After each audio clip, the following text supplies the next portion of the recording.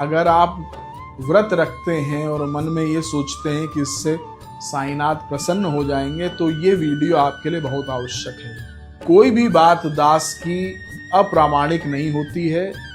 प्रमाण के साथ मैं आपको ये कह रहा हूं कि बाबा ने उपवास के लिए मना किया है।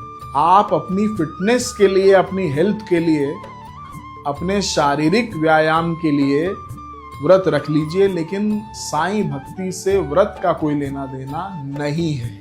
साईं सच्चरित्र जो प्रामाणिक पुस्तक है, बाबा की जो ग्रंथ है, महाग्रंथ है, उसमें ये वर्णित है कि श्रीमती गोखले ये 3 दिन तक बाबा के पास इसी उद्देश्य के साथ रहने आई थी शिरडी में कि ये अन्न ग्रहण नहीं करेंगी। बाबा को जब ये ज्ञात हुआ तो बाबा ने उनको मना कर दिया कि मैं अपने बच्चों को कभी भूखा नहीं देख सकता। उस समय होली का समय चल रहा था, होलिका पर्व आ रहा था। बाबा ने कहा कोई आवश्यकता नहीं है व्रत रखने की। और ये भी वर्णित है कि बाबा ने कहा पूरण पोली तैयार करो।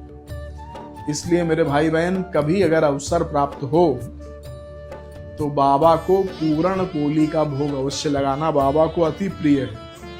और पुनः एक बार मैं दोहरा रहा हूं कि आप व्रत रखते हैं तो आप अपनी फिजिकल वेलबींग के लिए रख लीजिए, अपने शरीर को स्वस्थ रखने के लिए रख लीजिए, क्योंकि साइंटिफिकली प्रूवन है कि एक दिन अगर आप आहार नहीं लेते हैं तो अपने शरीर को आराम देते हैं। लेकिन ये मत सोच लीजिएगा कि इससे बाबा प्रसन्न हो जाएंगे और आपको कोई वरदान दे देंगे। ये रील आपको थोड़ी सी अटपटी लग सकती है, खासकर उन लोगों को जो बाबा का व्रत रखते हैं गुरुवार के दिन, लेकिन ये अक्षरशः सत्य है कि साईं भक्ति का व्रत से कोई लेना देना नहीं है।